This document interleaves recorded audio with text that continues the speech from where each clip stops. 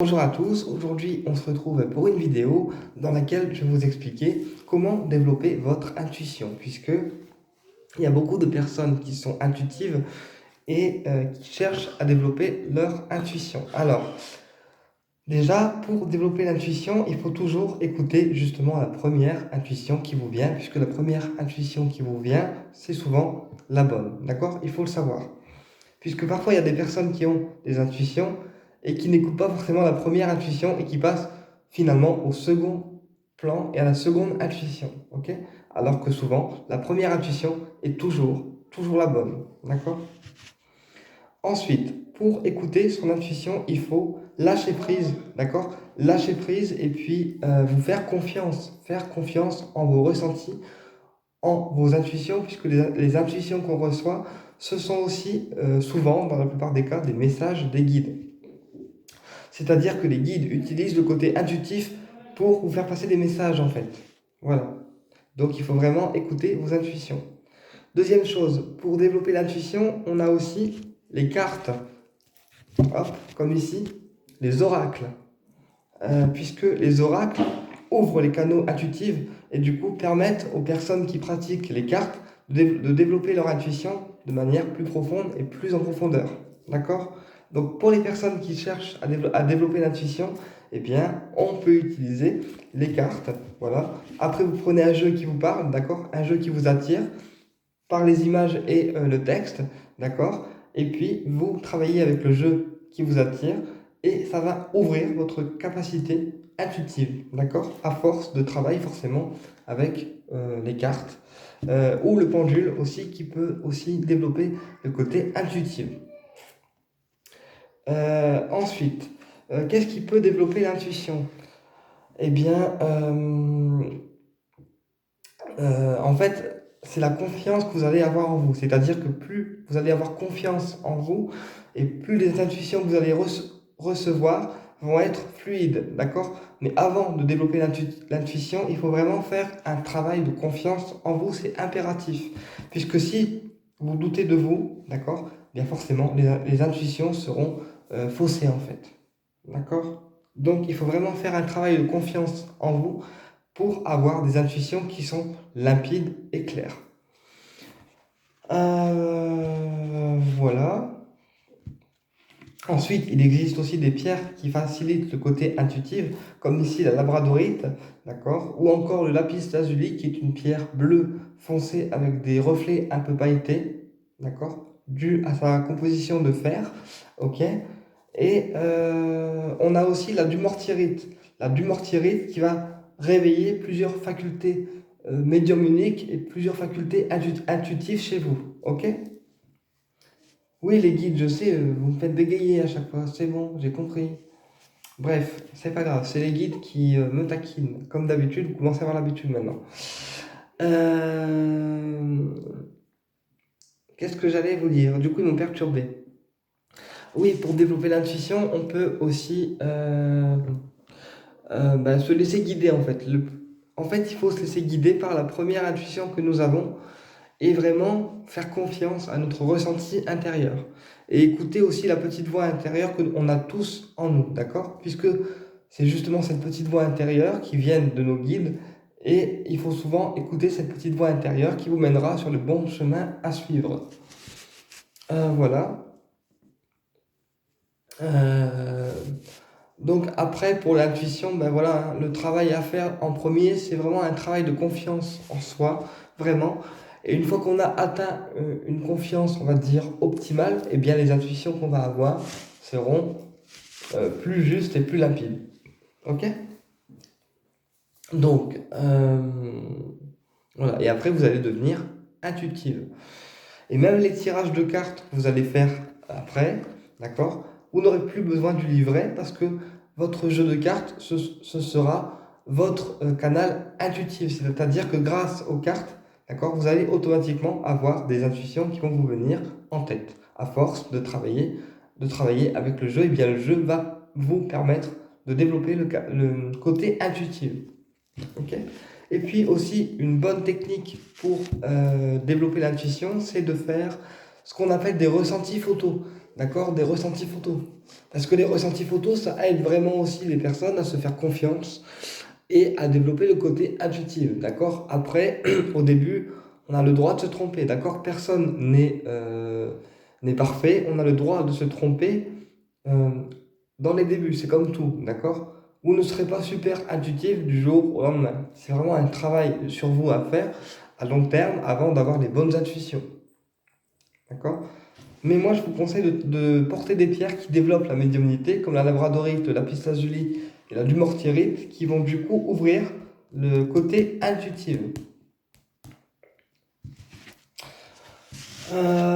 Ensuite, qu'est-ce que je voulais vous dire aussi? Voilà, donc on a plusieurs façons de travailler l'intuition. Et puis, il faut aussi, pour avoir de bonnes intuitions, lâcher le mental, d'accord? Lâcher le mental, et puis poser aussi le mental, et puis mettre le mental de côté, et l'ego de côté, pour pouvoir permettre au canal intuitif et à vos guides de vous transmettre justement les bonnes intuitions et les bons messages à recevoir. Voilà.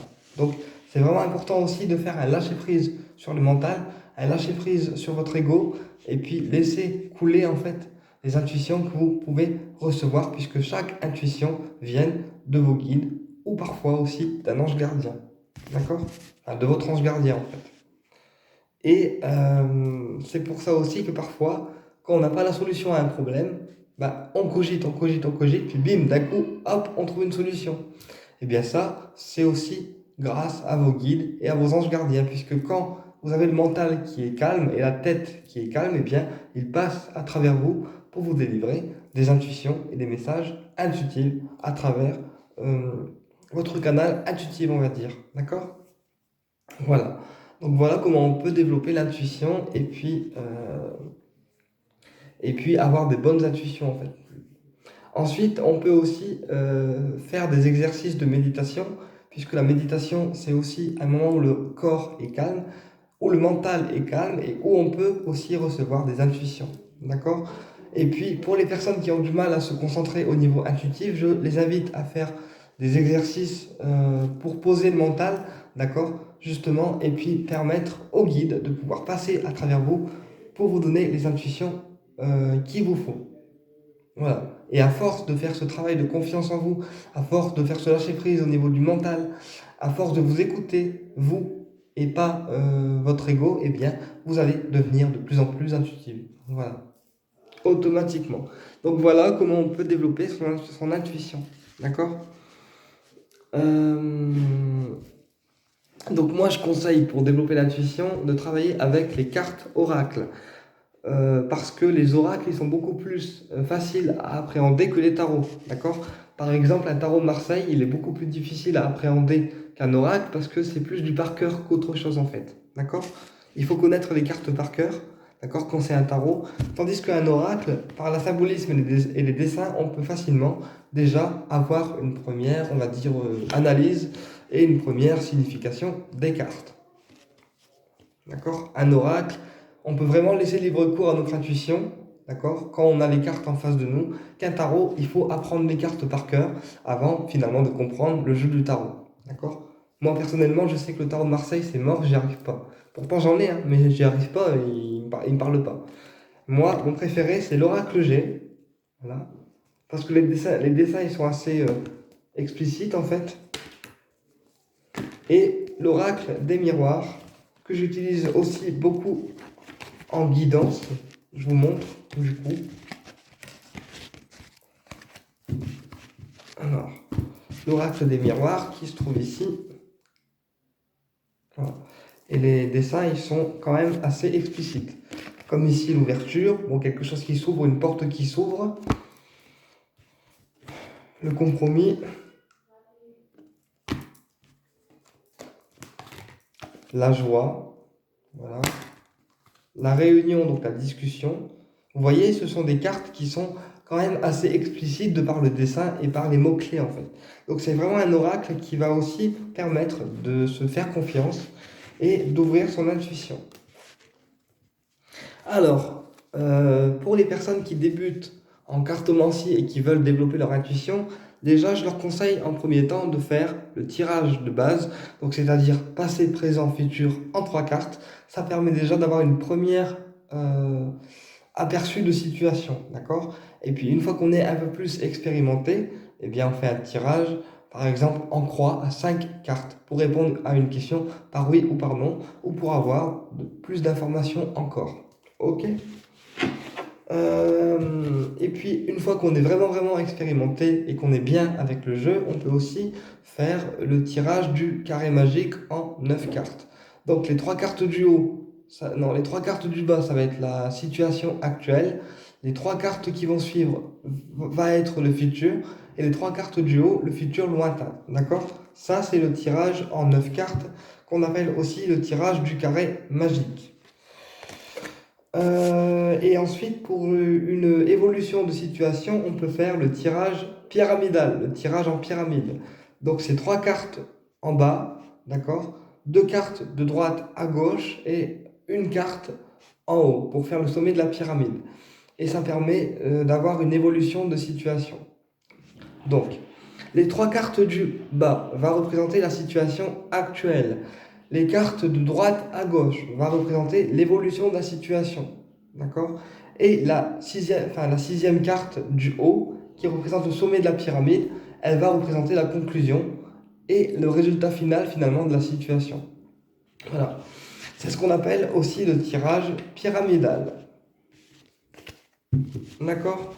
Donc voilà, pour le côté intuitif, on privilégie essentiellement des oracles et le tirage passé, présent, futur en 3 cartes, d'accord? Au moins il est simple et ça permet d'avoir des tirages clairs, nets et précis et d'avoir une intuition qui commence à se réveiller progressivement.